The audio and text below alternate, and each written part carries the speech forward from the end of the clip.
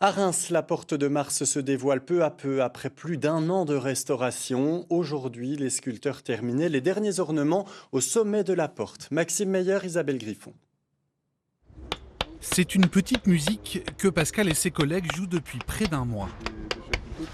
Avec leur burin, ils sculptent des feuilles d'acanthe, des ornements qui trônent au sommet des colonnes de la porte de Mars.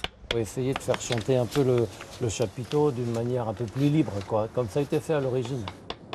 Car si Pascal fait chanter la pierre, il respecte bien sûr toute l'histoire du monument.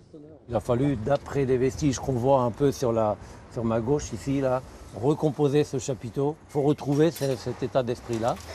Et puis les feuilles d'acanthe, comme elles ont été traitées à cette époque-là, Depuis sa construction il y a 2000 ans, la porte de Mars a subi de nombreuses dégradations et restaurations. Au 19e siècle, des sculptures avaient été entièrement reconstruites.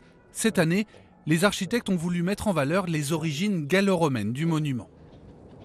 L'enjeu d'une restauration comme celle-là, sur un édifice aussi précieux, c'est de conserver tous les éléments antiques. La porte a été prise dans l'enceinte de la ville de Reims pendant des siècles et on avait fait des réparations avec des petits morceaux de pierre ici, là, ailleurs, des ciments.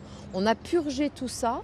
Tout ce qui n'est pas antique a été enduit pour essayer de révéler, de faire ressortir l'architecture première de cette porte antique. Et voilà les colonnes ont également bénéficié d'une complète restauration, de quoi redonner à la porte de Mars un éclat qu'elle avait perdu depuis longtemps.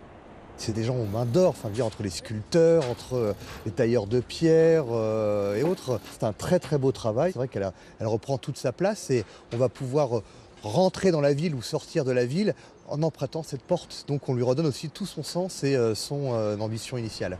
Les échafaudages qui cachent encore la porte de Mars devraient être démontés d'ici une quinzaine de jours. La fin des travaux est prévue pour le mois de juin.